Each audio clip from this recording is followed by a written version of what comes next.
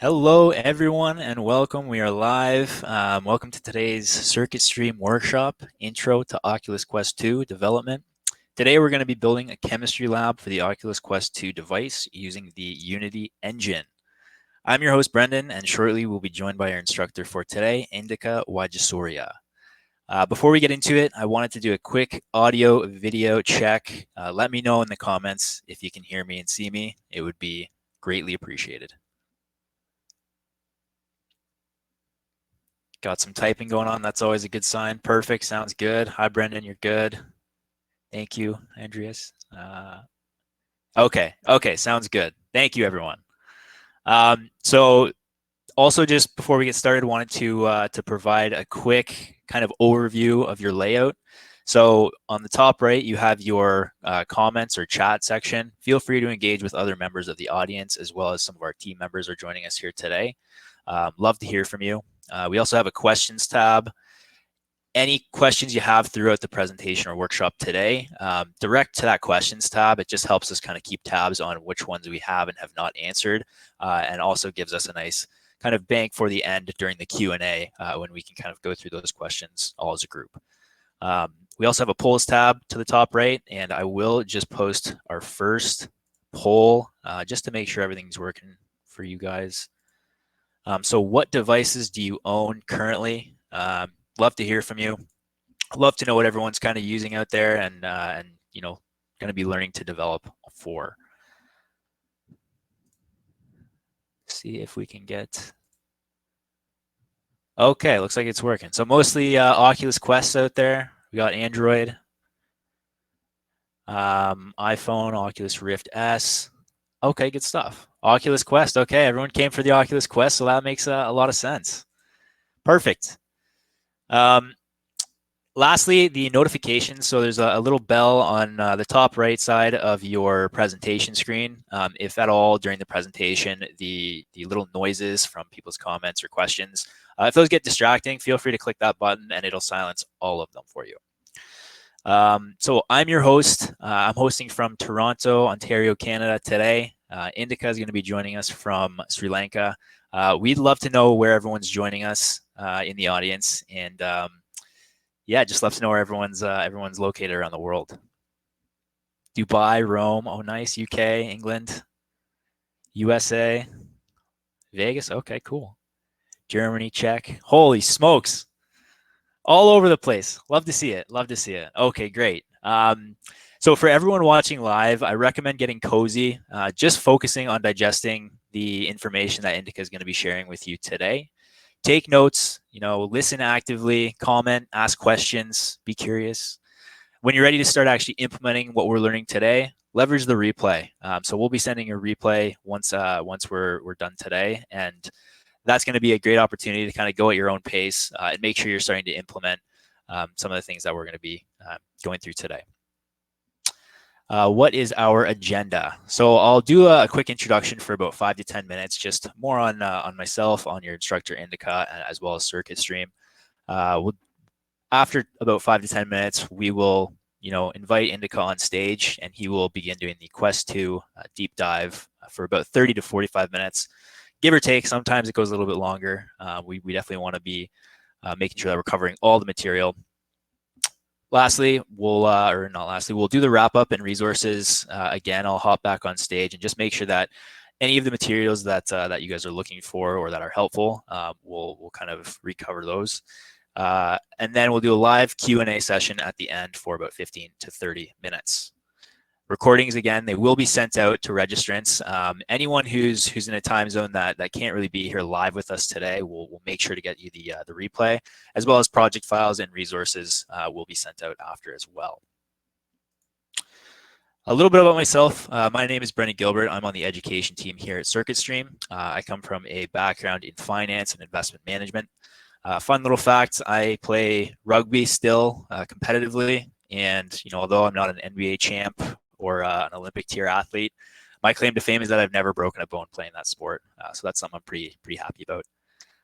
Your instructor, Indika, he is a VR AR developer with Circuit Stream and has been involved in VR development for over 5 years, creating applications for marketing, historical visualizations, industrial applications, and VR games.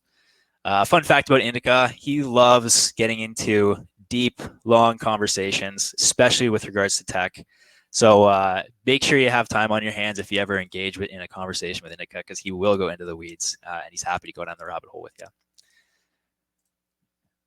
So more about CircuitStream, who we are. We were formed in 2015 when we identified a demand for education in the growing XR industry. We're a global team of industry experts passionate about building AR, VR products, as well as teaching you guys how to build AR, VR products. We have team members all over the world, as well as instructors, North America, South America, Europe, all over the place. We focus predominantly on kind of 3 areas, being, first and foremost, education.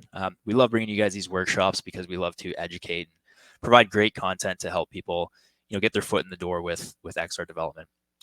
We also do one-on-one consulting, as well as we have an enterprise solution called the CircuitStream platform. So for organizations looking to implement XR applications, this is a great solution to that, something that is going to help you kind of facilitate that. We are a channel partner of Unity, an authorized Unity training partner. All of our instructors are Unity certified and all have a combined decades of experience in XR development, and not just XR development. We have people who focused on AI, game development, all kinds of things in this space. So a great group of instructors that we have. Some of the organizations we've worked with in the past include Walmart, Lockheed Martin, the U.S. Navy, Apple, all kinds of kind of well-known names, as well as small organizations as well. And we love working with organizations as well as individuals. Again, our focus is predominantly education, and some of our academic offerings include our XR Development with Unity 10-week course. So this is a beginner-friendly course with a blended learning style meant to help you get a good foundational understanding of what it takes to develop in XR. So this includes live lectures as well as one-on-one time with our instructors. Similarly, our XR Project Accelerator is meant for the more intermediate or expert level developers who are looking to leverage additional resources, additional help from our instructors to build or create a capstone project. So both great options. Our XR Development 10-week course is the next cohort will be next week, a week from now, April 27th. And then again on May 25th is the next start. XR Project Accelerator will be starting on May 24th. Both courses are very much project driven, and the idea is that you will have come out of these courses with either personal or professional pieces for your portfolio. We also offer one-on-one support and mentorship. So let's say you fall kind of out of those categories for the XR development course or the Project Accelerator. Maybe you're looking to focus more on the Unreal Engine. We have great instructors who are well-versed in not just Unity, but Unreal. They're happy to provide some support and mentorship there as well. We also focus on team training. So this is for groups of 5 and up. What we would basically do is develop a curriculum tailored to your group or your company's objectives or what they're looking to accomplish. What we would do is deliver, this tailored curriculum over the course of a 2 to 3 week period, and it's delivered as more of a boot camp style course. What we're going to be focusing on today is an introduction to Unity 3D game engine, how to set up a VR environment in Unity, how to build a VR learning scenario in Unity, how to use physics and manipulate objects and assets, fundamentals of particle systems. We are building a chemistry lab, so there's going to be some explosions involved, I hope. Introduction to C# scripting and animations. So we will be doing all of this in the Unity engine. And for all of our audience members, I'm very curious to know. I'm gonna post another poll here. I'd just like to kind of gauge how much experience everyone has with the Unity engine. So go ahead and check out the polls tab. I've created another poll for you guys, and would love to know kind of where everyone is at with their Unity experience.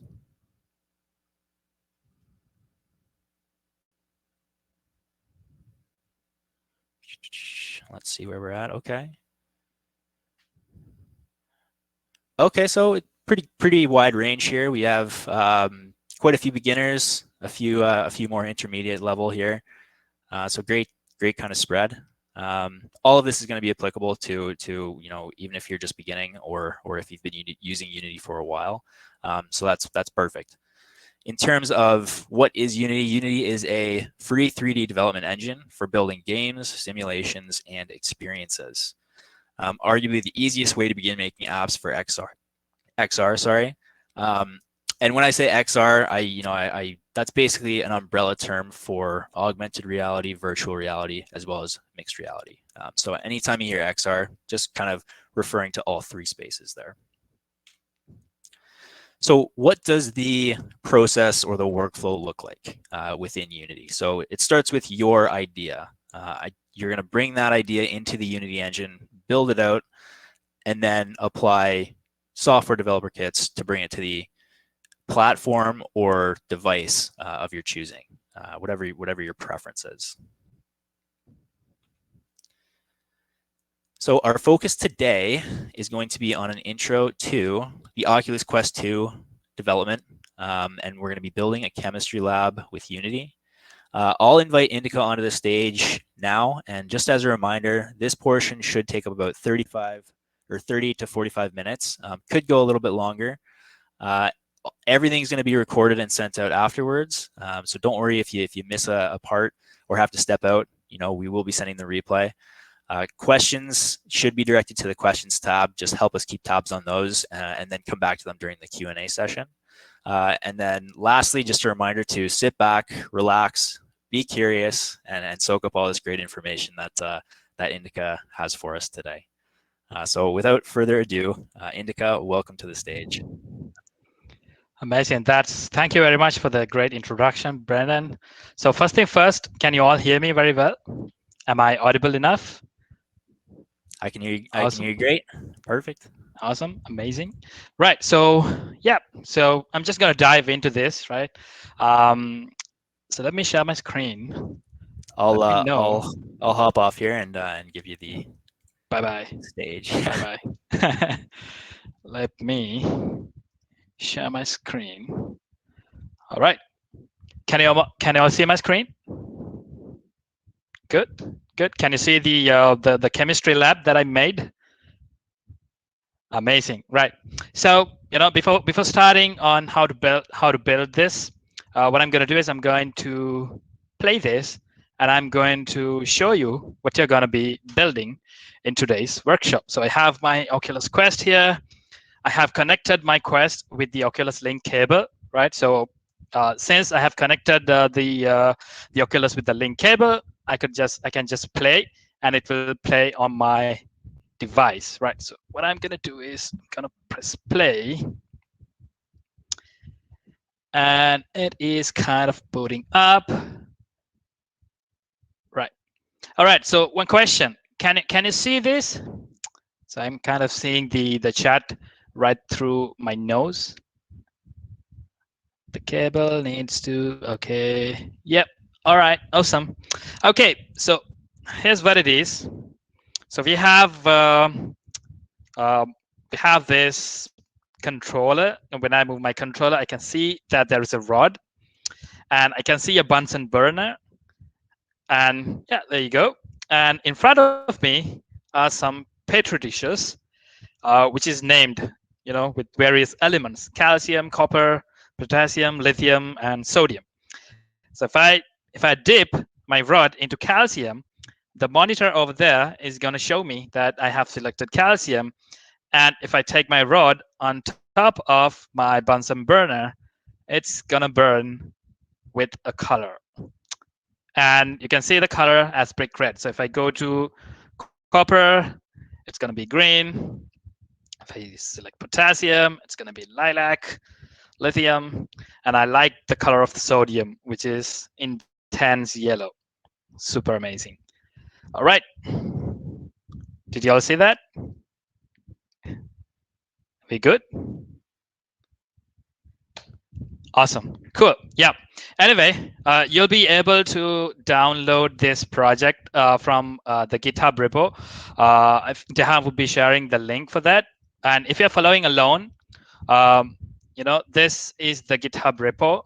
And in it, I have created a package in the releases section. So if you go to releases, you can see that there is a package. And you can click that, which will take you to this page. And by selecting this Unity package, you can download the package. So this package will include the assets that I'm using for this project.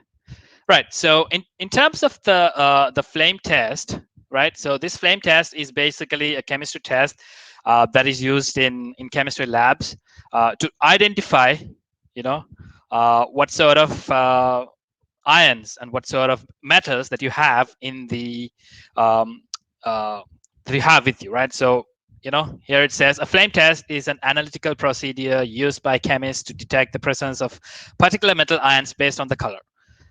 Awesome. So we are going to replicate that in sort of a virtual scenario. Awesome. Cool. Let me get this away. Right. So the first thing first, you have to have the Oculus Quest connected to your PC. If you want to if you want to test this right away. So I'm going to start from creating a project, right? So the first things first, I'm going to open up Unity Hub. Which is okay. There you go. So you will see the Unity Hub first, right? Not the Unity. And here for this workshop, awesome. Oh, we have a chemistry teacher here. Right. So yeah, please let me know if I make any mistakes. If the colors are different, let me know. Maybe we can change the colors or maybe add another element. Oh yeah, we have so many chemistry teachers right here. Amazing. All right. Cool. Right. So I'm using Unity 2019.4.20. You can use the latest version as well.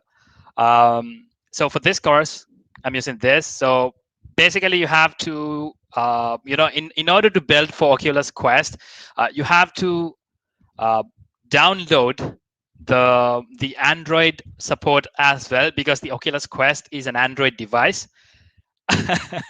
Exactly. Pressure's on me.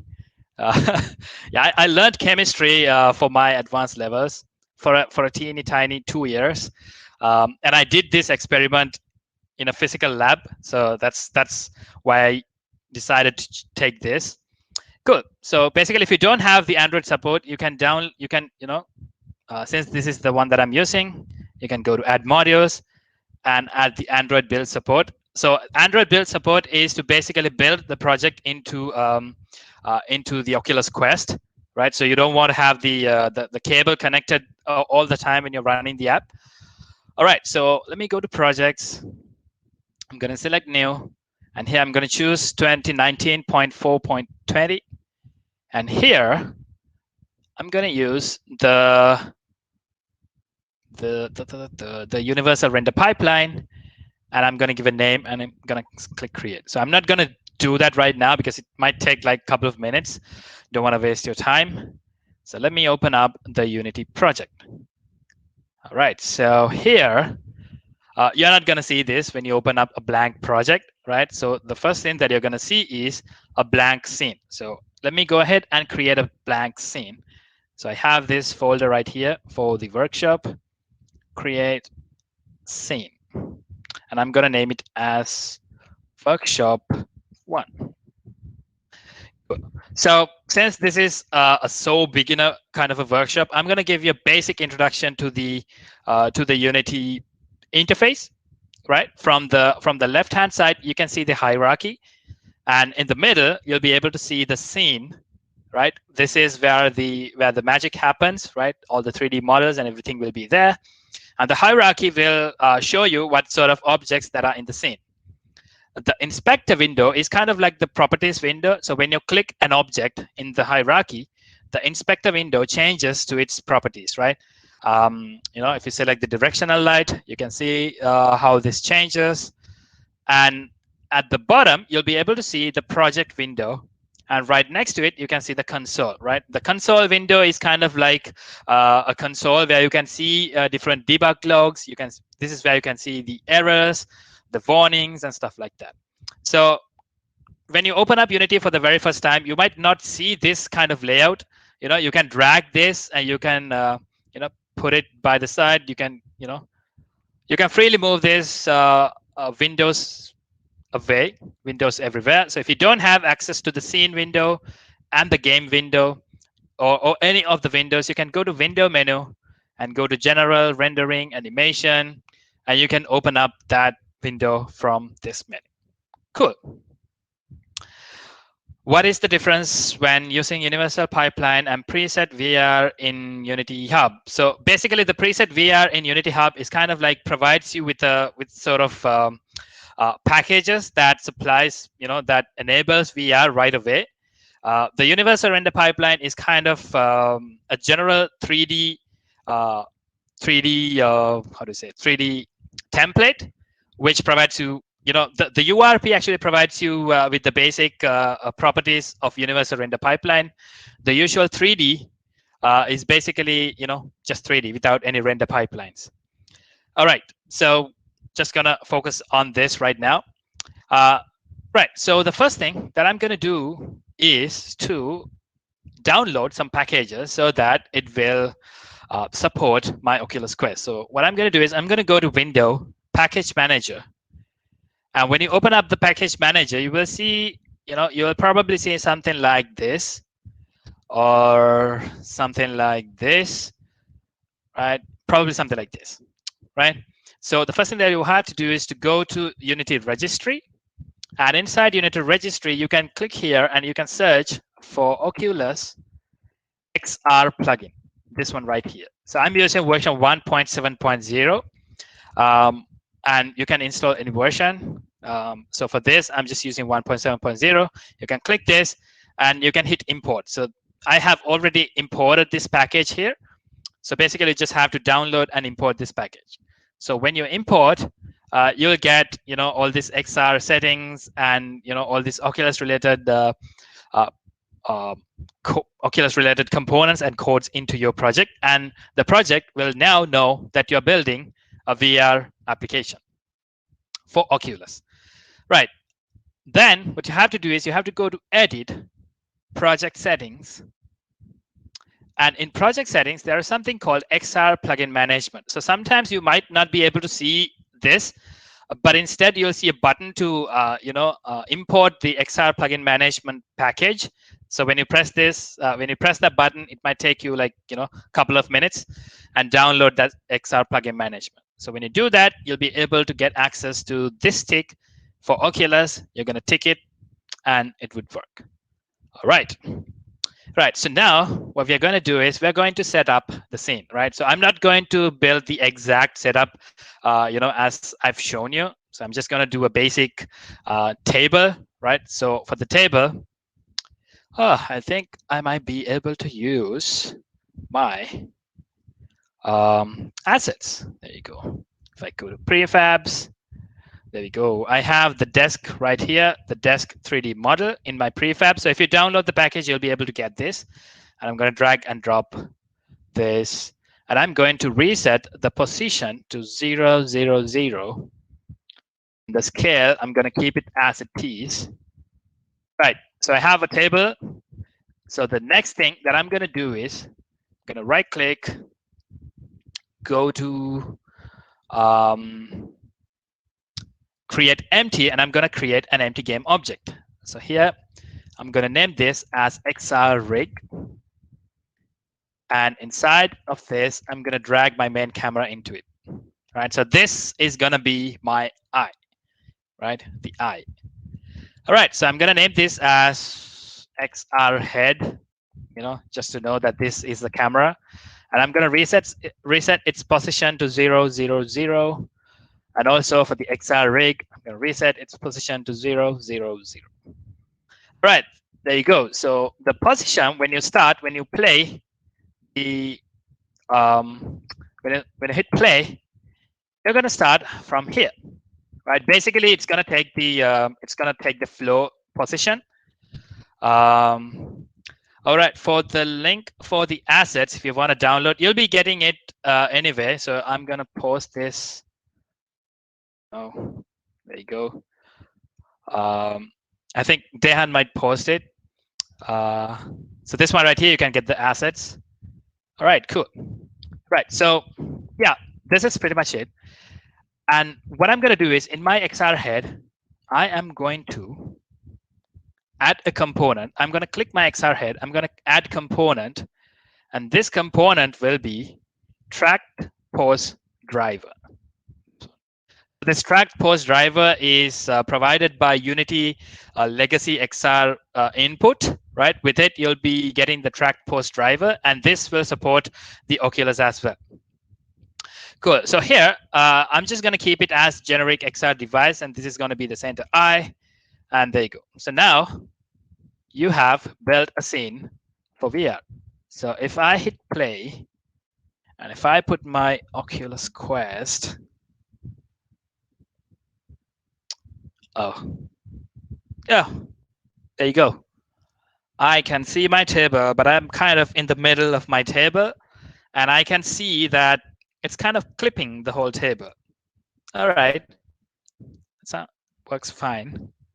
All right, so now you can see that this, the camera is kind of clipping my table. So what I want to do is I'm going to go back to my scene and let me take my XR rig.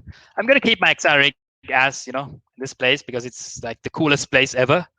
And I'm going to, take my desk all the way over here. All right. Seems cool. There we go. All right. That's it.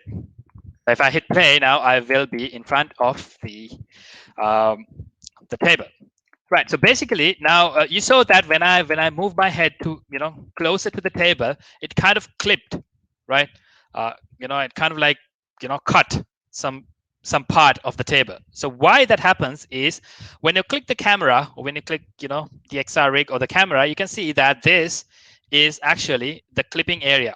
Right, this is what the camera is actually going to see. So if you get closer, the object is going to get closer to the camera, and it would kind of like cut everything that is closer. So in order to, take it a little bit closer, what you have to do is you have to go to the camera, and you can see something called clipping planes.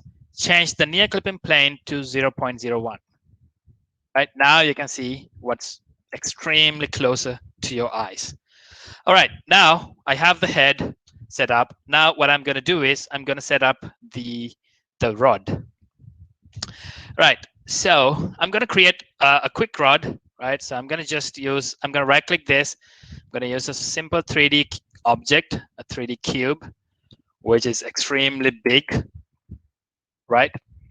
So basically, the size of this cube is going to be 1 meter and 1 meter and 1 meter height, width, and the length. Right. So you don't want a 1 meter rod to test this out. Right. So what you're going to do is you're going to have to scale this down in a way that it becomes a fairly small rod. Right. So I'm going to use the scale tool over here. And I'm going to reduce the size. There we go. All right. Now this looks like a rod, but it's still a 1 meter long. Reduce the size, and probably I'm gonna change the scale from here, right? So it's gonna be 0.01, 0.01, 0.01. Closer, I can increase the length of it. Right, there you go. Cool. Right, so now what I'm going to do is I'm going to rename this cube. No, I'm not going to rename this cube. So what I'm going to do is in my XR rig, I'm going to create an empty game object, right? And I'm going to place it at 0, 0, 0, and I'm going to rename this as right hand. Or you can use the left hand if you want, if you're familiar with, if you are a lefty. And I'm going to put my cube inside my right hand. All right, cool. Now I'm going to rename this cube as the rod. Right. All right. And I'm going to reset its position to 0, 0, 0. There we go. Now I can see the rod is in the 0, 0 position of my right hand. All right. So what I'm going to do is I'm going to select my right hand and I'm going to add a component. And that component is going to be the track post driver. But instead of the generic XR device, I'm going to choose the generic XR controller. And here, the post source, I'm going to change it to right controller. Right? There we go. That's it. Now I have the rod, I have the head, and I'm going to hit play, and I'm going to see what happens right here. All right. Put in my glasses. It's kind of loading up. There you go. There you go. I have the rod, and it's working. See, if I turn my controller, it kind of takes the controller's position, and it works. Yeah. Now the table is a little bit far away, so I probably have to take my table a little bit closer. All right. Awesome. So this is it. Right. So basically, sometimes the direction of the rod might not be this accurate. It might kind of like turn like 90 degrees. So if you happen to find that issue, so basically if your rod is kind of turned to this direction, right? So it's gonna be a little hard. So it's kind of like you're holding the rod like this, right? You don't want to do this. You have to hold the rod like this. Cool. So I just placed it right like this, so the rod is towards this side. But one thing to mention is that when you hold the controller, you kind of hold the rod from the middle of it, right? So actually, you don't want to do that. You want to hold the rod from this side, right? So since my right hand is over here, so what I'm going to do is I'm going to add a little bit of a gizmo, right? So I click here and I select this, which will, where is the gizmo? Yeah. There you go. Which will add sort of like a diamond. You won't be able to see this in the game. When you play this is kind of like a gizmo to understand where the position is. You select the rod and you move it a little bit to the left. So when you hold with your right hand, the rod is going to be fit to this position. Yeah, sorry about it. I'm going to open up mouse highlight so that you'll be able to see my mouse a little bit better.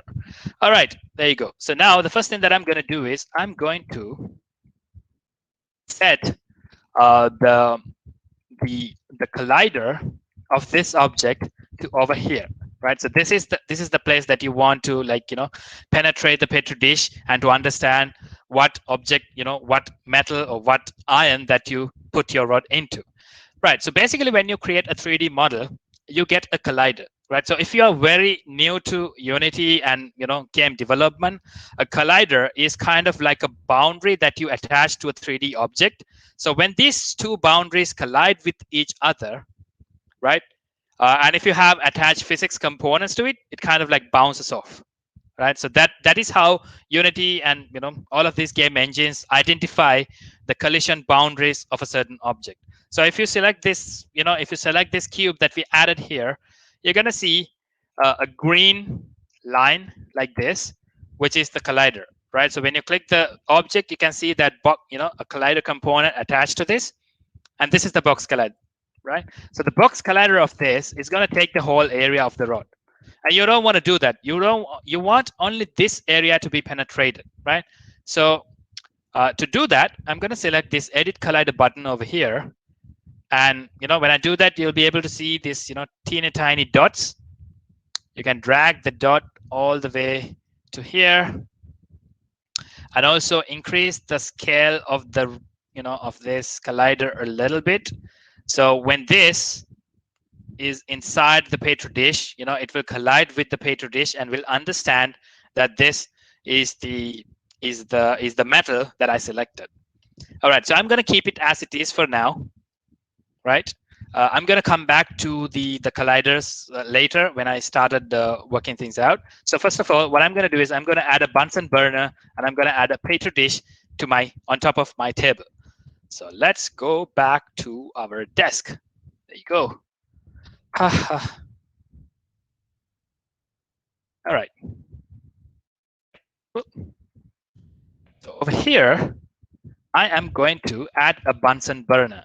All right. So if you download the assets from the package that I've provided, you'll be able to see inside the prefabs folder there is a prefab called Bunsen burner. So you just have to drag and drop it on top of your scene, and most probably it will be like far away. So you're just gonna have to reset its position, and using your move tool, you can put that on top of your table. Here, I'm gonna select both of this. I'm gonna take it all the way here. Otherwise, I have to it's a bit far away. There we go. All right. Now, what I'm gonna do is I am going to create a Bunsen burner flame. Right. To do that, I'm going to use the basics. I'm going to use the basic particle system, right? So when it comes to Unity, there are two ways that you can build particle systems.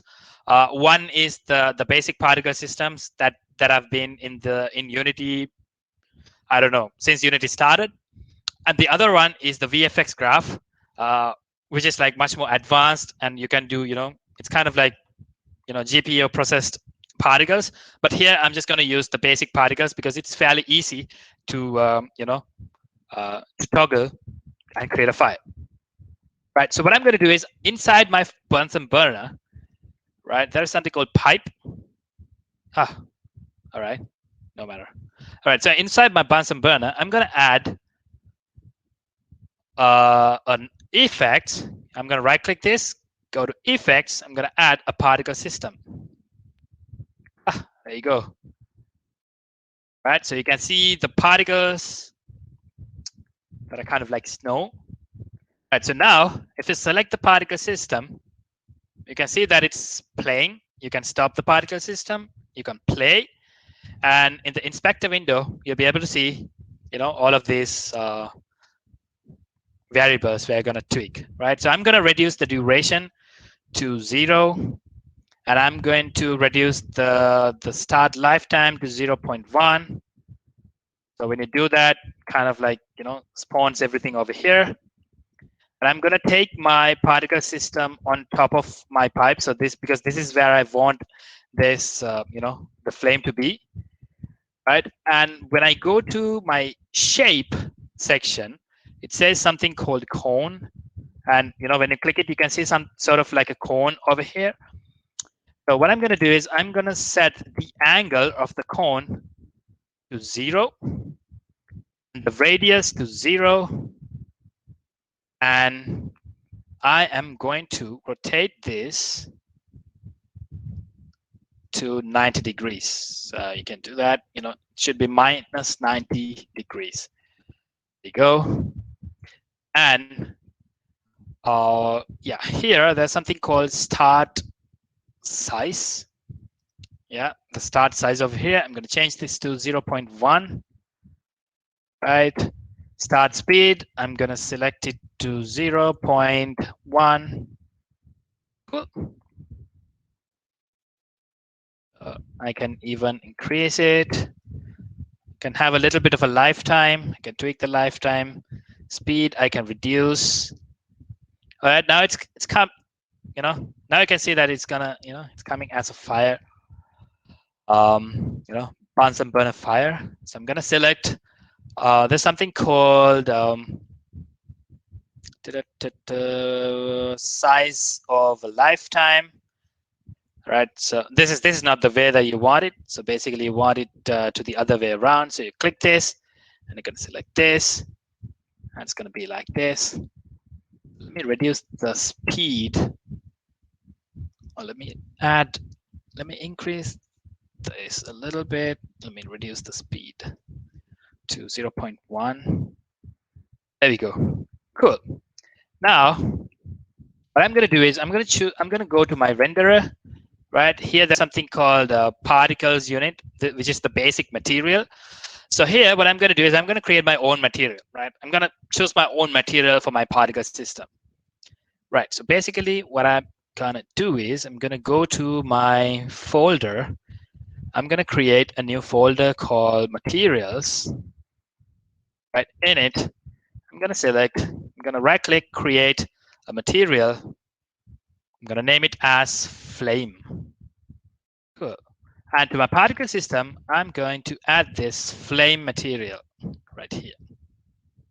All right, so you can see it like this, which is kind of ugly, right? So you select the flame and select universal render pipeline, from the shaders, from the inspector window, select universal render pipeline, go to particles, lit, right? And here, you're going to choose surface type to transparent, and I'm going to choose the blending mode to additive.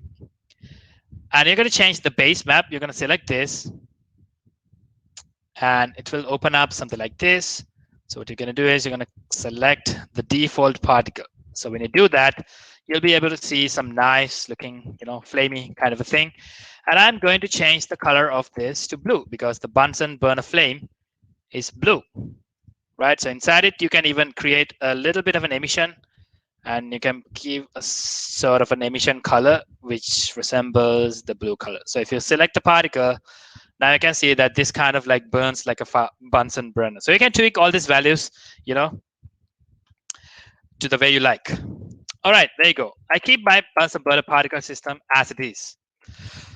Right, so what I'm going to do is I'm going to duplicate the particle system, right? And I'm going to, create my, different materials for different, because I need to like change the color of this, right? So there are like multiple ways that you can change the color of this. One way is that you can change the material, right, through code. And one way is that you can change the color.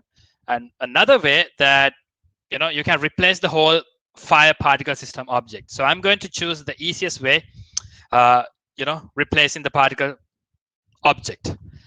Right, so what I'm going to do is I'm going to select a copy of this particle system, right? And I'm going to rename this as, what is the color for copper? CU green. Oh, not green. Should be green. And I'm going to copy the flame, I'm going to duplicate the flame particle. So to duplicate, you can, hit Control D or Command D if you're using a Mac. And I'm going to rename this flame 1 to, I'm going to rename this flame 1 to, let me rename this to copper green. All right, so I'm going to change, I'm just going to deactivate this particle system, select my green, and add my copper green particle to this. And I'm going to change the color of this to somewhat green. So this, it's super green. There we go. Cool. Right. So if you play this sometimes, all right. I'm just going to keep it for a later part.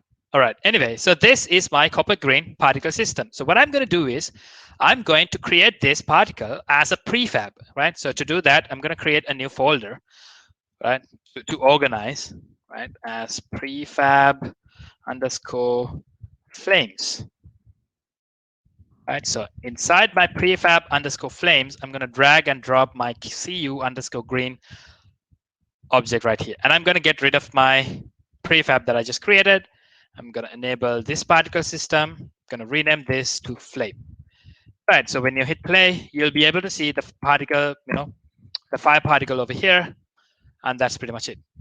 All right, so the other thing is that, all right, so let's go to the petri dish, right? So we're gonna have to have some sort of a petri dish over here. So when you like put your petri dish, when you dip the rod into the petri dish, it kind of keeps in memory that this is the selected element, right? So Let me go to my prefab section. There is something called yeah, to be honest, there is no petri dish. So what I did was I just dragged and dropped a beaker. Is that the beaker? Let me change this to 0, 0, 0. Go. Take this up. Yeah. Yeah, I just took a beaker and I scaled it all the way down. Kind of cheated though. Cheated there. Right. Anyway, gonna put it like this and use my extensive scaling skills to scale this into a petri dish. There you go. Cool. Let me put my petri dish on top of my table. Yeah, can barely see it, but that's fine. All right, so now in my petri dish, which is known as beaker, I'm going to rename this into dish. Take this all the way down here. I just renamed this to dish. And inside my dish, what I'm going to do is I'm going to add a box collider. I'm going to hit add component. I'm going to add a box collider. Right, so when you add a box collider, you can see that it kind of like, added a box collider. So if you want to if you want this collider, if you want the rod to like dip deep into the beaker, you can, change the size of the collider. Right? I'm going to keep it as it is. All right, that's fine. Right, so when it comes to colliders in Unity, there are two basic types of colliders, right? One is the colliders that actually has physical forces on top of them, right? So when you hit two colliders, right, and they kind of like add forces into each other and kind of like moves around. And another one is called a trigger, right? A trigger is basically a collider, but doesn't actually collide. It goes through, but it has the ability to identify that the collision, that there has been a collision, right? So here we don't call it a collision, we call it a trigger, right? So if you have a trigger, if you had two triggers, they just collide and they just, go inside of each other, right? So here we don't want this to be a collider, right? We don't want the rod to like collide with the petri dish and the petri dish will kind of like, fly away. We don't want that. We want this to be a trigger, right? We want to identify a collision, a trigger, right? So to do that, I'm going to select the is trigger to on, right?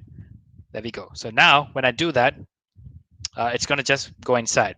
Right, so I added another collider in my rod, which is all the way here, right? So this one also, I'm going to change this. I'm going to change to a trigger, right? Because I don't want this to be sort of a collider that kind of like, fly away the rod out of my hand. Don't want that. All right, the other one, we need another trigger, right? Where do we need it? We need it right next to my Bunsen burner, right? So the first interaction is going to be this rod touching the petri dish over here, and then it's going to keep in memory that this is the element that I create, that I that I dip my rod into, and I'm going to take my rod and take it over here. Then it's going to identify the element, and then it's going to spawn that fire particle on top of my rod. Hey, I just renamed this as Rob. Okay, gonna rename this as Rod. There you go. Cool. So here also I'm gonna need a trigger, right? So to do that, I'm gonna select my Bunsen burner in my flame. I'm gonna go here and I'm gonna add a box collider.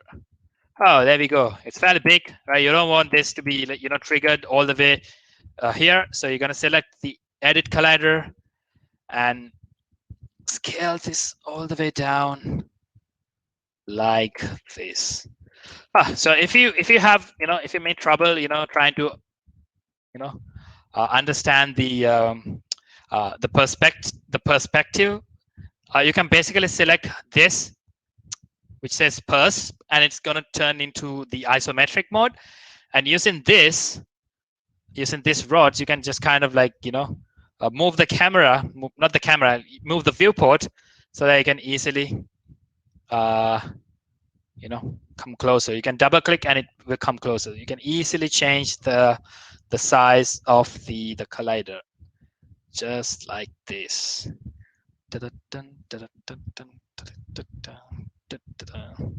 Let's go back. There you go. Cool. So if I hit play, you can see that the particle is, playing very nicely. Cool. Right. So yeah, here also I'm gonna set this to a trigger because you don't want the particle system to, just fly away with the collision. And I'm gonna select this and I'm gonna go back to perspective mode. All right. So everything is set up. Now it's the time to code. Yeah. Before coding, have something to add. I'm gonna in the example that I showed you guys earlier, there was a kind of a monitor, a UI that kind of defines, the symbol and stuff. So if you're going to create something like that, so what I'm going to do is I'm going to create a small world space canvas over here, a sort of a user interface. To do that, I'm going to right click, gonna select UI, gonna select canvas. So before selecting a canvas, I'm gonna select a panel, which will automatically, insert a canvas and a panel, right? So the canvas is fairly a huge 3D object in the viewport, and you're gonna change the canvas mode, the render mode, into a world space, right? And I'm gonna scale this down to 0.01, 0.01, 0.01. And position, I'm going to set this to 0, 0. There you go. Still, it's quite large, right? So I'm going to use my scale tool. I'm going to scale this all the way like this. I'm going to use my move tool, make this over here, so I can see it like this, right? I'm going to select my panel, select the color of it. I'm going to take this. I'm going to make this a little bit darker. And inside my panel, I'm going to add a text object, right? So I'm going to select UI. I'm going to choose text mesh pro. So if you're doing this for the very first time, you're gonna prompted with a UI to import the text mesh pro package, which I'm not going to do right now. I'm going to keep it as it is. So this, I'm going to rename this as symbol. Right, and using my move tool, I'm going to take it all the way here and take this to auto size. Maximum can be around 200, and this can be by symbol. I'm going to duplicate it this symbol twice. Take it all the way here, take it all the way here, and this is where you can see the color. Hey, I'm using British English, by the way, so I'm adding the U. All right, let me change this to 100, maybe 150. Fairly large. 150. And this one right here, which is going to be calcium. This is enough for now. All right, so I'm going to rename this to name. And this one, color. All right, cool. All right, so what would happen is when I get my rod and when I dip my rod into the petri dish, the UI will change. Will say, you have selected calcium or you have selected copper or something. And when I take my rod into the burner, it will, show me a color, right? Cool. Right. So the first thing that I'm going to do is I'm going to attach a script to my dish, right? So to create a script, you can go to, to organize things. I'm going to create a folder. I'm going to name it as scripts. So all of my scripts going to be here. Right, so inside of this, I'm going to create a C# script, and I'm going to rename this as dish. There you go. Oops. All right, so okay, so it's kind of compiling. All right, so you can double click this, and it will open up that code in the editor, the IDE. All right, so since this is a very basic workshop, so basically this is a C# script, right? On top of this, you have the imports, and inside you have a class which is known as a dish, and this class is kind of like inherited from a component known as monoBehavior. And here we have like two methods which is known as start and update. Right. So basically, I'm not going to do coding right here. I'm just going to show the code that I already did, to save time. So here, instead of dish, I have created a code known as element. Right. So inside element, I have 4 variables, right? 4 public variables. Sorry, 4 private variables, which I have turned to serialized field because I want this to be, tweaked from the editor. Right. So the first variable is the element name. Right. The second one is a string symbol. The third one is another string, which is the flame color. Right. So this kind of holds the information of the element, and the last one is the game object, which is the particle prefab. Right. This is the particle prefab that we created. We changed the color to green and we created prefab. Right. So this is it. And here I have some getters, right? Because since these are private variables, you don't want this to be, tweaked from the code, right? So we have like getters over here, which will return these elements to whichever calls these methods, right? So these are basically different methods which will return the elements, right? So I'm going to go back to Unity, right? So what I do is I'm going to select my dish. And so let me select the actual script. So here, this is the element, which is the one that I've created. I'm going to drag and drop on top of my inspector window, or you can just click add component and just type element, and you'll see it. So you're going to get this code and everything from the GitHub repo that we're sharing afterwards. All right. So when you do that, you'll be able to see all of these variables that I created inside the script, right? This one right here. Right, so basically this one is gonna be a copper, right? So the element name is gonna be copper, right? The symbol of it is gonna be Cu. The flame color of this is going to be green. And the particle prefab that I'm going to instantiate is a game object, right? So the particle prefab that I added is over here, which is called Cu_green. I drag and drop on top of here. All right, I have a dish. So if you want like multiple elements, you can duplicate this and change this, change these values, right? So if you want to have like hundreds of this, you can create hundreds of particle objects, which is kind of not very efficient. And you can change the values, right? So these values are going to be saved in the memory and will be visible over here, right? So the element name is going to appear here, the symbol is going to appear here, and the color is going to appear here. And at the same time, the particle prefab of the color is going to be attached to the rod. All right. So now it's the time to go to the rod.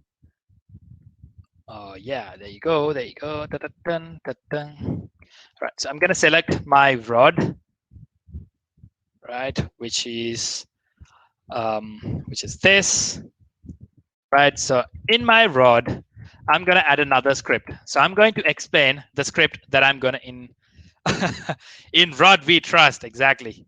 All right, so I'm going to open up the rod script, which is a little bit,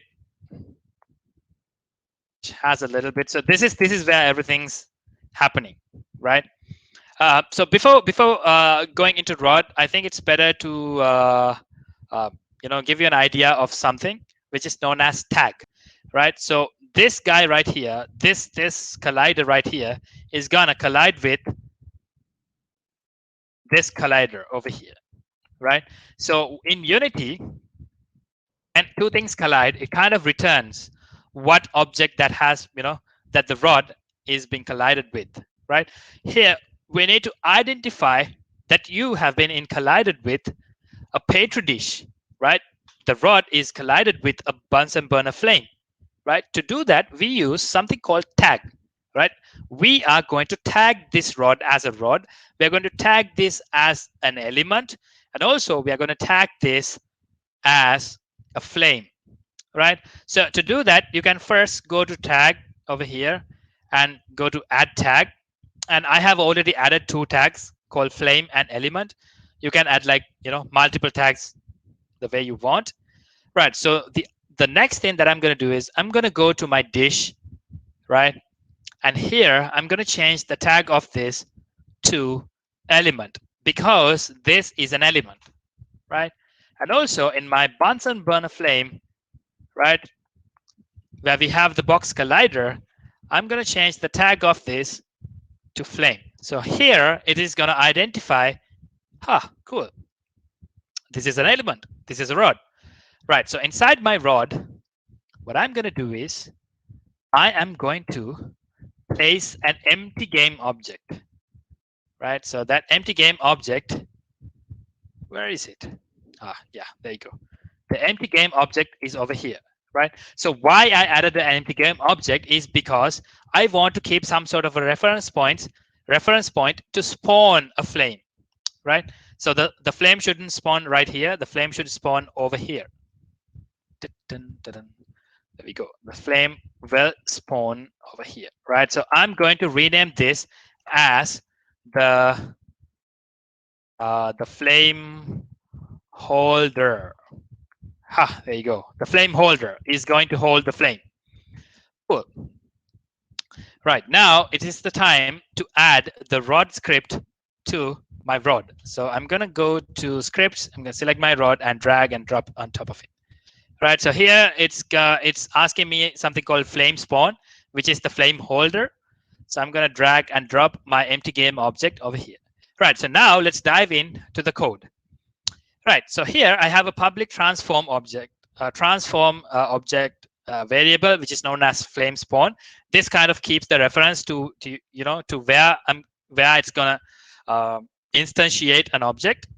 And here it has something called selected element, right? So this is where it's gonna hold the information of the selected element, right? So in Unity, there is an override method called as onTriggerEnter, right?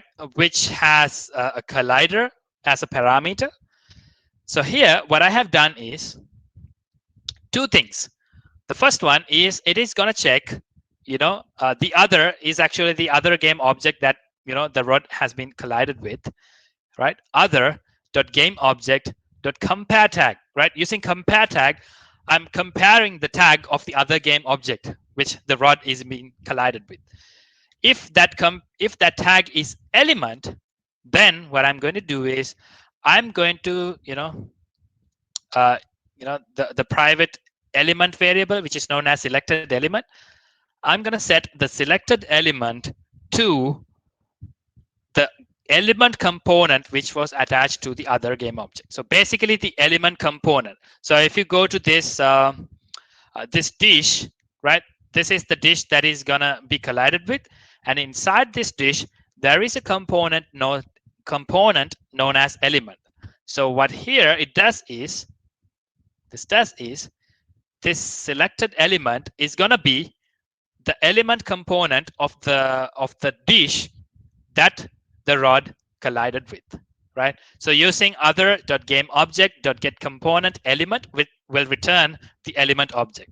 Now here, I'm gonna check whether the selected element is null, right? If there is no such element, then it's gonna do nothing. Yeah, right? Otherwise, it's going to cause some trouble. It's going to give you errors saying that, hey, I don't have this, right? All right, so basically inside this, there is something called game manager.instance.show selected element. So this is kind of a method that we are going to use. I'm going to go into this a little bit later. Right, so basically this one, this method right here is kind of like show the selected element on the screen. Right, the other one is else, whatever the rod collided with is the flame.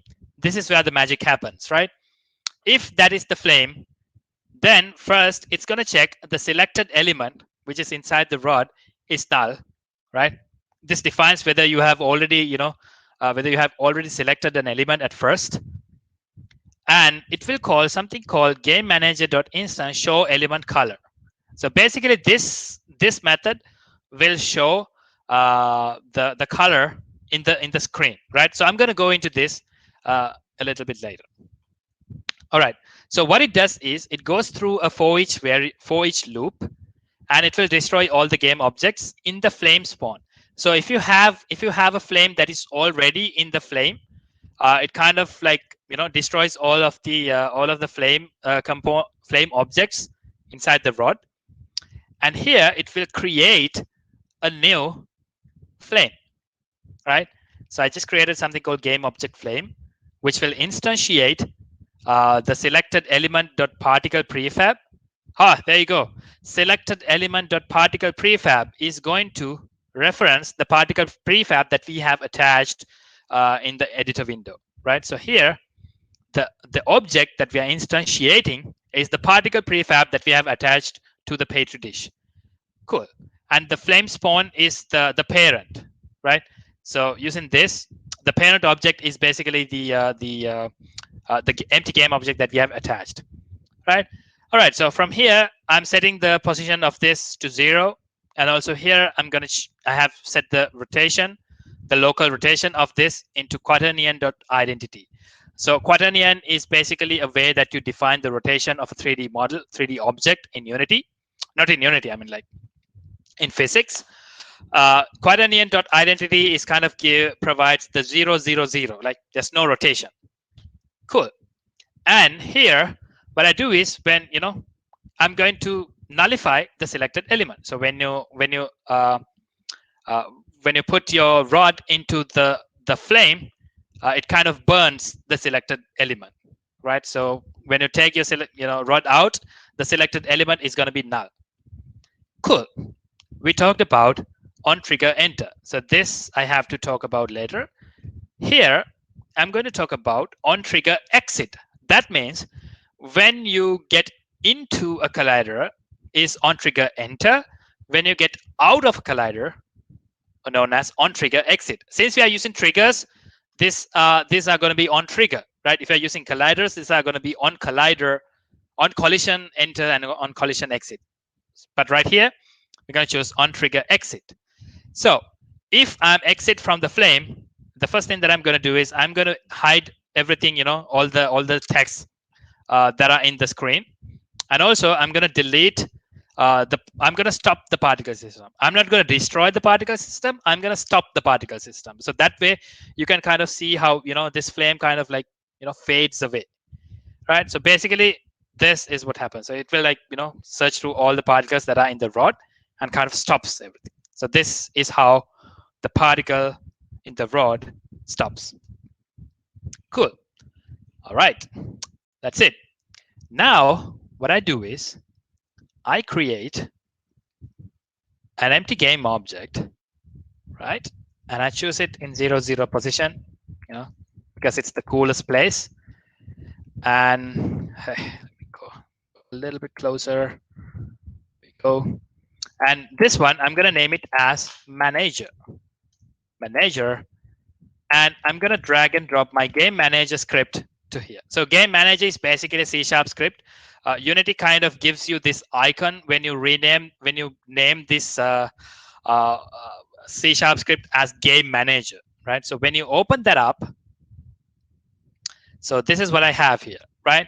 So I imported TM Pro because I'm using Text Mesh Pro, right? So here I have 3 public variables to store the text mesh objects, which is the symbol, the name, and the color. And I'm using over here, I'm using something called singleton. If you have heard of singleton, I'm really grateful. But if you haven't heard of it, don't worry. So basically, what this does is it ensures that in your scene that there's going to be only one game manager object, only one game manager instance, right? So here, basically, I have a static game manager object, which is called as underscore instance. And there is another method, which is called instance, which will return the underscore instance, right? So in my awake method, so awake method is basically a start method that kind of triggers at the start when you play. So inside of it, I check whether the instance is not null and the instance is this, then that means there is something that is attached to the instance, right? So then this is going to be a second one. I don't want that. I don't want the second object to destroy. So I'm going to destroy it. If it is not, the instance is going to be this. So using a static object, you will be able to call this game object, call this class from wherever the C# script. So that's what I have done in my rod, right? Select game manager dot instance kind of calls this method right here, right? Dot show selected element. So this will kind of reference all the public methods that are inside this this script.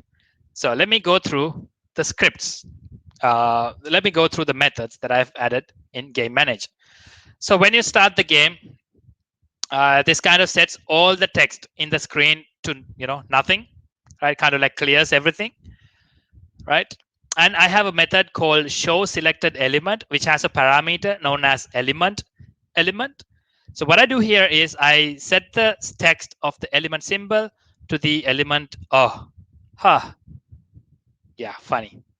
Yeah, this has to be changed. It has to be symbol. This one right here has to be name. Element. Sorry, name. Yeah, basically the element is the element object that is right here, right? So that element name. Sorry, it should be element name. Element name is the method that I'm calling, from here, this one right here, which will gives you the name of the element. Cool. So it kind of like text. It kind of set the text of the screen from the element object, right? Then I have another one called show element color, which will set the text of the flame color that that has been called from the rod. And there is another one called hide element text. So these three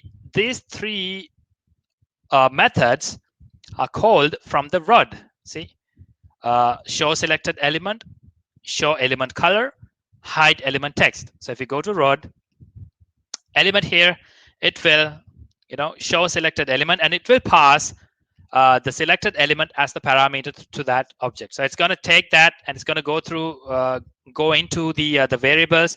I'm going to pull all the string values and put it in the text object. So that's what happens. So if you're fairly new to C#, you might be struggling a little bit to understand this, but if you check this out, if you go through the code a little bit, you'll be able to understand fairly easily. All right, so I'm going to save this. Or else I'm going to keep it as it is. So here, what I would do is, for my symbol, I am going to drag and drop these text values. So the symbol is going to be this, the name is going to be this, and the color is going to be that. There you go. Right. One thing to mention is that in order for the triggers to work, right? So basically collisions and triggers are physics components, right? Two objects colliding with each other is a physics component, right? So basically when you go into your dish, you're going to have to add a rigid body component, right, over here. A rigid body component kind of like gives physical properties to this object. And if you select use gravity, it kind of, falls down with gravity. You don't want to do that. So basically you get rid of gravity and you're going to make it kinematic. So kinematic is kind of like, it has physical properties, but it's not going to move with the forces that gets applied by other collisions. Cool.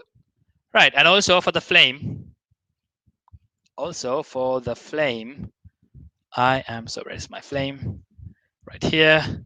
Also for the flame, I'm going to add a rigid body. I'm going to deselect gravity. I'm going to set is kinematic on. There you go. Cool. Now it seems like everything is set up. So if I hit play, and if I put on my VR headset, which will show me, yeah, I kind of like turn my rod all the way here, but that's fine. There you go. Yeah, I kind of like swapped all the two text objects probably through the code. I might have to save that, but anyway, there you go. It says copper. If I take this in, oh, yeah, there you go. Ta-da-dun. There you go. It shows the flame, but it's kind of like in a weird direction. So you might need to like change the direction of the object, but it kind of shows the text as well. All right. Okay, so the other thing is that when you select this and when you move, the flame is a little bit unrealistic, right? It shouldn't move like this, right? Basically a flame should be like a rigid. You can fix that by selecting the where we have the, yeah, there you go, this one right here. You can change the simulation space of this from local to world, right? So I just selected the prefab and I did that. I selected the simulation space to world, and when I hit play, probably I might need to change the rotation of it, but yeah, anyway. There you go, copper. There we go. So now if I move my rod, it's gonna look like kind of like similar to a flame. There you go. So I'm gonna save my scene. I'm going to go back to my actual thing, and I'm going to show you how I have created this. So basically, this is a basic petri dish. I have added the text component on top of this, just to show you. And here I have colliders attached to each other, and these are the dishes. So when you click a dish, you can see that I have set the name to calcium, Ca, brick red. So I'm going to create a new so just imagine if you want to change the color, or if you want to change something over here, right? So I'm going to change the element name to my buddy Dehan. The symbol of this is going to be DE. Flame color, I'm going to keep brick red, which is okay. Or else maybe let's create a new flame. Let's go to the prefabs and let's create a new flame for my buddy Dehan. Yeah, this one right here. I'm going to rename this to particle DE. Right here. I'm going to change the color. What is a color that we should add here? Is there a suggestion of a color that we should add here? Let's add something like white. Cool. All right. We have a white flame right here for Dehan, the element Dehan. White. There you go. And also I'm going to change the text to DE. There we go. Right. So if I hit play,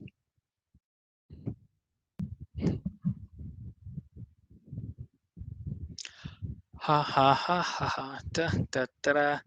All right, my rod is right here. Cool.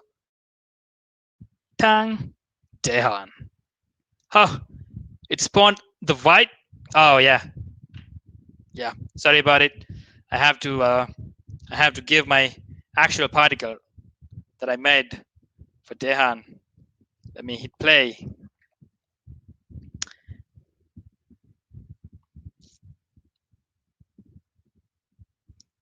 Dehan.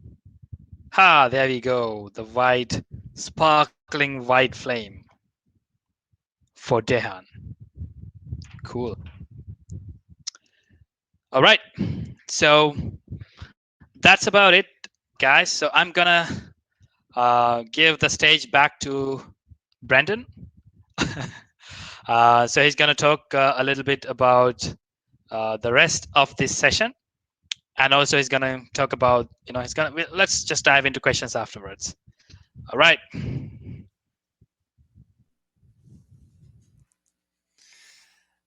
Awesome. Indica, that was great.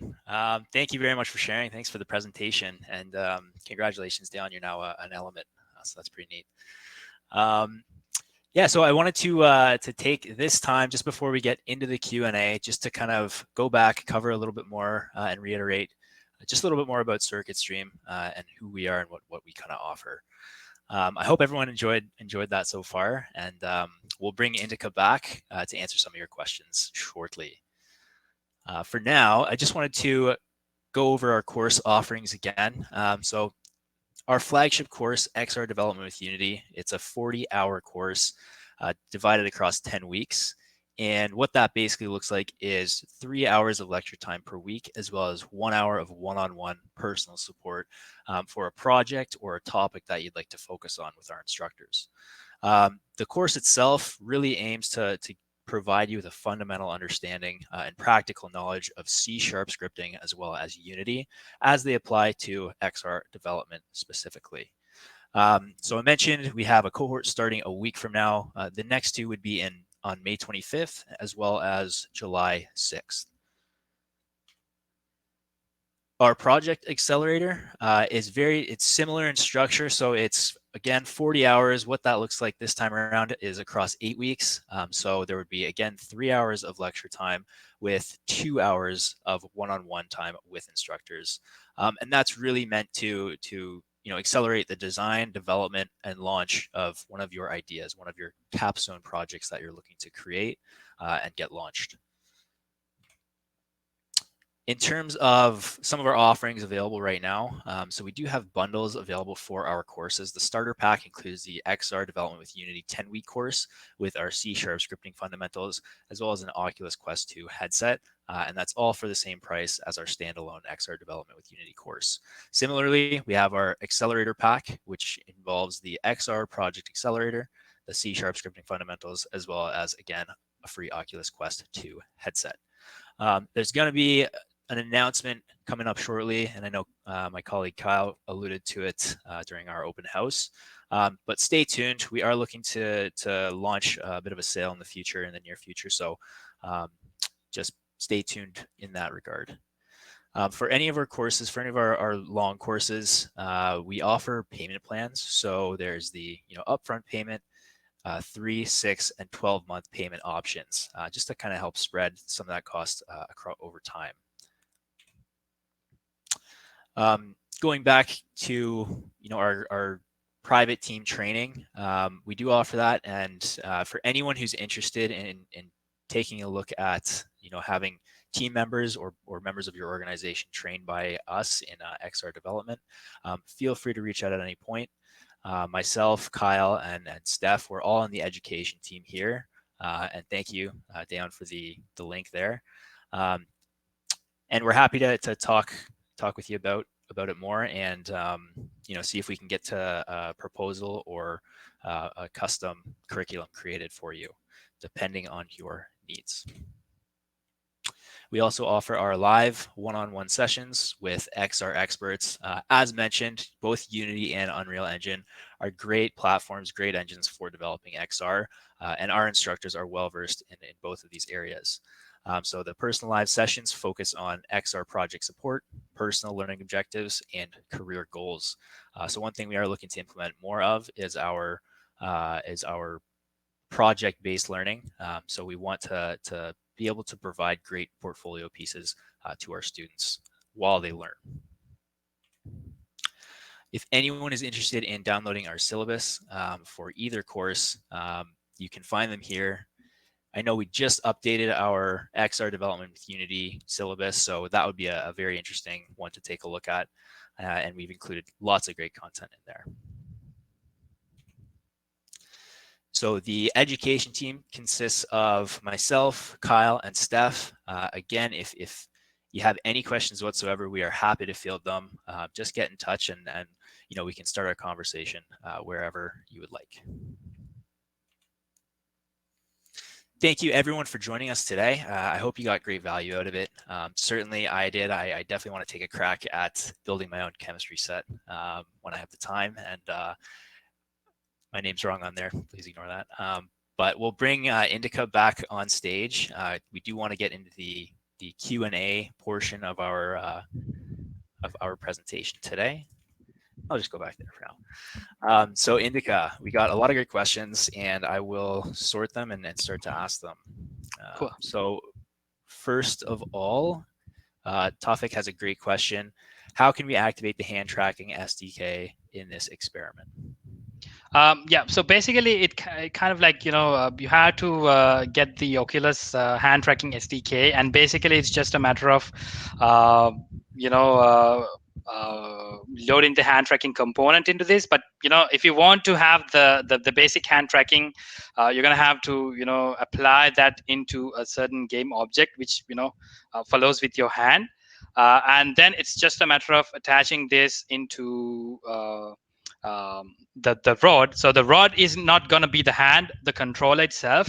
So the hand is going to be something else, and then you're gonna attach to the rod. But the way that we did, the legacy input, you don't have the ability to track the hand. So basically, you have to use something else, such as the XR interaction toolkit provided by Unity. And with that, you can integrate the hand tracking SDK.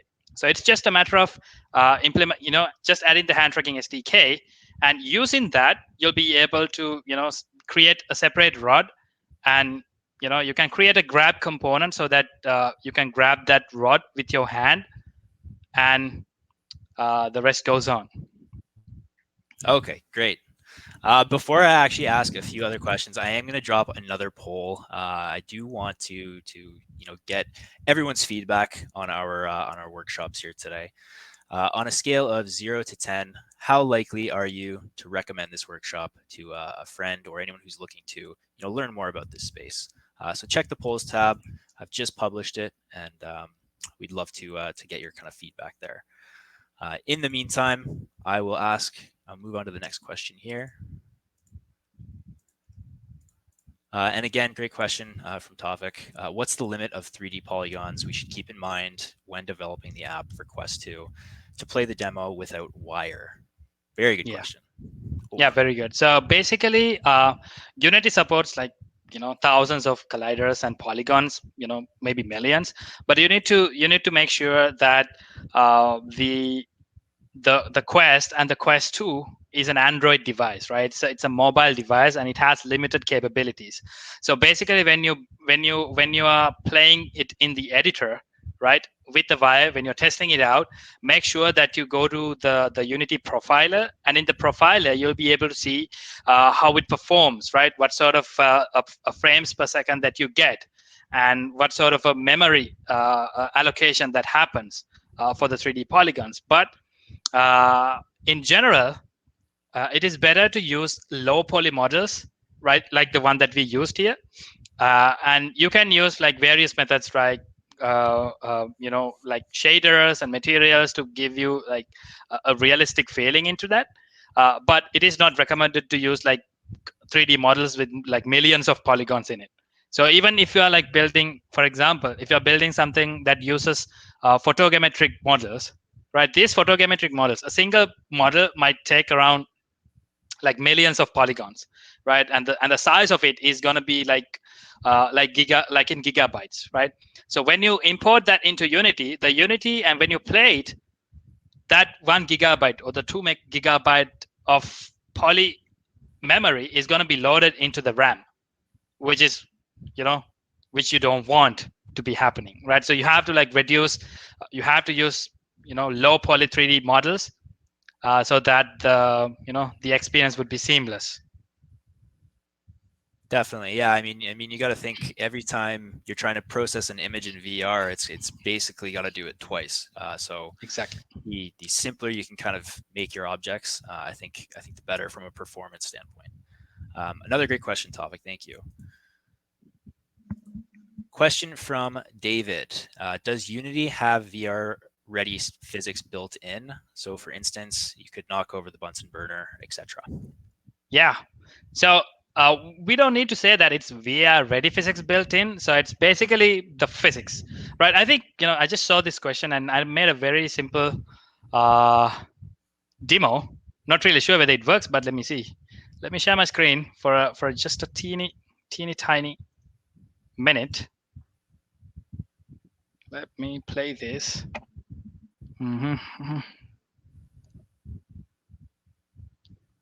right, hope you can see my screen. There you go. So I have a cube with a rigid body attached, and this controller is actually cube. So if I hit it, you can see that it kind of flies away. I don't have a very long hand to reach that. It kind of goes away. So basically, if you have the basic rigid body attached into it, it's going to work as a real physical object. Perfect. Yeah, both Cool. both Unity and Unreal have great kind of like physics built into them. So just Exactly. playing around with that is a great way to get started and kind of familiarize yourself with it. Okay, thank you for the question, David. Next up, Matej, and I hope I pronounced that correctly. Hi, do you use URP for all of your projects? Because I have been trying to implement it into some of mine, and the result is that the URP is kind of difficult for Quest performance. FPS I get with URP are way too low comparing to built-in pipeline. Thank you. We kind of like switched to URP for all of our projects, and for us, it's just a matter of uh, how you are profiling when you're building the project. So basically, when it comes to URP and basic 3D, the built-in pipeline, it is known that the URP is a little bit less performance when it compares to the built-in pipeline. But when you do a pretty good profiling, when you manage your code properly, your 3D models, your shaders, and everything properly, it's gonna be just fine. And the other thing is that the URP is kind of provides you with some additional tools, like like shader graph, where you can like define your own shaders, and also like VFX graphs and various built-in features. So you can use URP for that. But if you're using the built-in pipeline, which is okay, and URP is just a matter of how the graphics pipeline should work. So I think to get a good FPS, the base that you have to do is to profile properly and use proper 3D models with low poly, and it's going to work without an issue. I've been using a URP for small Android applications as well, for AR applications in Androids as well, which works super fine. Perfect. Thank you, Indica. Cool. Next up, Luke. Is there a difference when building for Quest 2 compared to Quest 1? Hey, I'm using Quest 1 because I couldn't bring down a Quest 2, and it's really hard to find a Quest 2 in the region that I'm in. And it's fairly the same thing, right? It has the same software, same hardware, not the same hardware, but the same firmware, and it's going to be the same. But for Quest 2, the performance is fairly improved, right? And also we kind of got to know that with the next update, you will be able to like test in Quest 2 without even connecting with the link cable. You can just use the Wi-Fi I think you have to have a proper 5 gigahertz Wi-Fi router for that. But the development is fairly going to be the same. There's no difference. Okay, perfect. Yeah, I'm excited for that update. That should be Yeah. that should be a good one. Don't have to rely on virtual desktop as much. Um, Miroslav has one. Have you tried creating some dynamic liquid for Oculus Quest? Personally, no. I haven't like used any dynamic liquid kind of like advanced mesh, mesh deformations. Probably it's going to cost a lot of performance, but you can probably you can manipulate that with using URP shader graph, right? You can use some of the shaders, some displacement nodes, so that you can replicate the same dynamic liquid with that. And also the URP comes with the visual effects graph, right? So using the particle system, you'll be able to create a fairly performance dynamic liquid just using particles, because the VFX graphs uses the GPU rather than the CPU. The particle system that we did today uses the CPU. It kind of like spawns every particle in the CPU process. Yeah, definitely a cumbersome Yeah. process, but okay, great. Darren Cook, can we connect with the new AirLink? I think it's Yeah, called. that's the one, Can you right? develop this? Yeah, yeah, yeah. Yeah, that's the Uh, one we just talked. and yeah, maybe the second part of the question could be interesting. Are there any other options? To build wirelessly, no.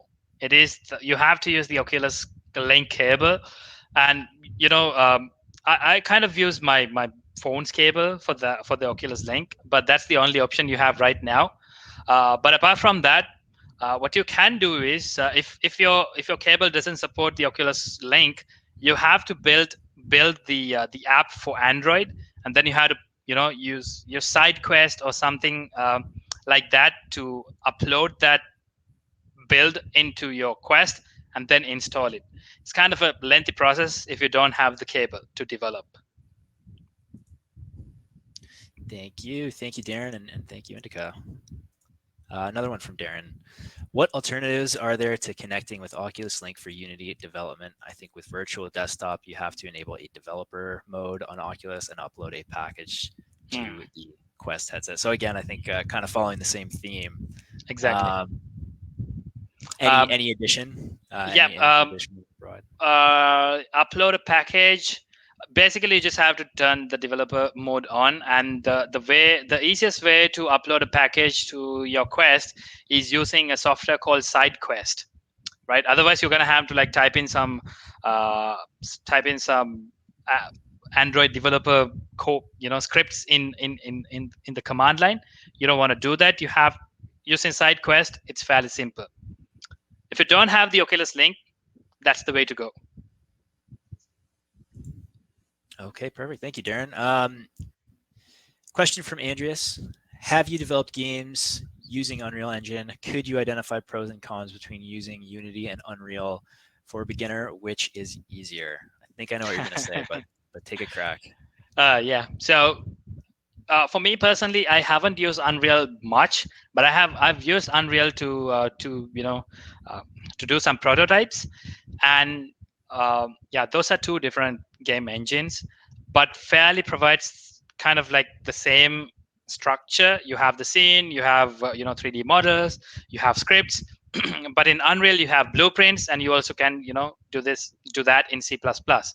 Uh, but what I believe is for the Quest development, the easiest to get into is Unity, because uh, for Unity there are like native support for XR and a ton of SDKs, a ton of plugins. But Unreal, it's going to be the same. Like there are like a lot of plugins and native support for that. But in Unreal, you can create stunning visuals fairly easily compared with Unity, right? In Unity, you have to you have to tackle with lighting and materials and shaders a lot. But in Unreal, they provide you a base, um, base shaders and materials so that you can create realistic scenes fairly easily. For a beginner, I suggest to focus on Unity. Yeah, I think that's a sentiment I've noticed just Yep. as I look into it myself. Unreal Engine seems to be, this very advanced, Complex. very strong, obviously robust engine.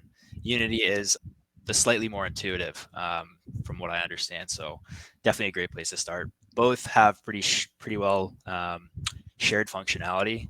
So it just depends on what you're trying to produce, I suppose. But Unity is a great start for sure. Another question from David. Is it possible to set a trigger to spawn around each individual particle? So when you touch an individual particle, it switches color/element so that you can simulate the flame changing color wherever the rod is touching it. Okay. Ooh. Getting pretty intricate, David. I like it. Yeah, I'm kind of trying to visualize it. So when it could simulate the flame changing color wherever the rod is touching it. Yeah. So basically, it's not a good idea to have triggers to each individual particle, but in the particle system there is a way that you can enable collisions, right? So the each individual particle kind of have a collider, but you won't be able to like add a trigger or do uh, any modifications with it. It just collides with another collider and kind of like flows, but you can simulate this fairly easily by changing the renderer, right? You can, and also the shader, right? Using shader graph or probably using VFX graph, you can set the displacement um, uh, length, and based on the length, wherever the rod is touching the flame, you can input that parameter into the VFX graph, and based on that you'll be able to simulate or to change the color. So I haven't personally done that. I might have to like get into it and do some research, but fairly, instead of using particle system, using VFX graph, you'd be able to do that very easily. Perfect. Thank you. So we only have a few more questions. Indica, do you have time to answer just a couple Yeah. more? Yeah. Cool. Okay. Perfect. Thank you. Question from Joy: Is this similar? Is this still Mm. similar process when developing for Vive hardware? Yeah, unfortunately, Vive and Oculus is like like rivals right now. The legacy input might not work. And also the Oculus OpenXR might not work with Unity right away. So for Vive, you're gonna have to use the Steam VR SDK that is provided by HTC Vive. And based on their documentation, it's just a matter of dragging and dropping the prefab that they have provided, and with the and also there's a controller prefab which you can drag and drop, and with that you'll be able to attach the rod script to that controller, attach the rod, and everything would work fine. So get rid of the XR rig and everything, instead replace it with the official Vive prefab that is provided with the Steam VR SDK. Okay, great. Thank you. And then another question from Joy. I posted this one on her behalf. What is the difference when using Universal Pipeline and Preset VR in Unity Hub? So the preset VR in Unity Hub kind of like provides you the basic packages that supports XR plugin, and things will be ticked right away. And using Universal Pipeline or the built-in pipeline, you're gonna have an empty scene, and you have to start from scratch. But the VR preset, it kind of like gives you a sort of a preset. But to be honest, I haven't used the preset because every time I try to create to create, this has become the easiest way, and I kind of like got used to it. Um, so if you feel that preset VR is fairly easy to start things, I guess that's the option. But if you want to to be things more customizable, you can start with the URP or the built-in pipeline. Okay, perfect. And we have got to the end of the questions here. Awesome. Just make sure, just double check here. Okay, great. Yeah. So that answers everything. Thank you very much, Indica. Great presentation again, and thanks for Welcome. fielding some of those questions. Um, I hope everyone had a great time following along. Definitely, once you get the replay, take a look at starting to actually build this out for yourselves and leverage that. Go at your own pace. And we're also here, to support any of your XR development endeavors. So feel free to reach out to myself, Dayon, Kyle, or Steph. We're happy to get the conversation going with regards to your XR education. Thanks again for joining us, and we hope to see you on next week's workshop as well. That's all for today, and have yourselves a great rest of the day. Take care, Indica.